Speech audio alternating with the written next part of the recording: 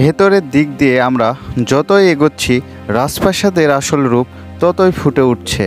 জানিয়ে রাখি 2023 সাল পর্যন্ত এই সিঁড়ি দিয়ে উপরে ওঠার সুযোগ ছিল, কিন্তু এই রাজপ্রাসাদের দিন দিন বেহাল দশা এবং অনিরাপত্তায় থাকার কারণে সেখানে সরকার অনুমোদন বন্ধ করে দিয়েছে উপরে ওঠার।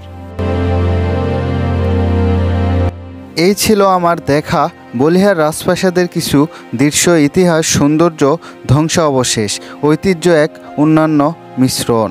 বলিহার রাজবাড়ি বাংলাদেশের নওগাঁ জেলা মহাদেবপুর উপজেলায় অবস্থিত। এটি বলিহার ইউনিয়নের রাজবাড়ি গ্রামে অবস্থান করছে।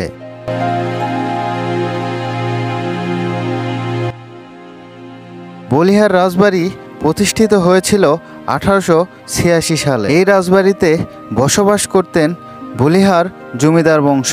এ বংশের ন্যূনতম প্রভাবশালী শাসক ছিলেন রাজা জয়নারায়ণ রায় বাহাদুর।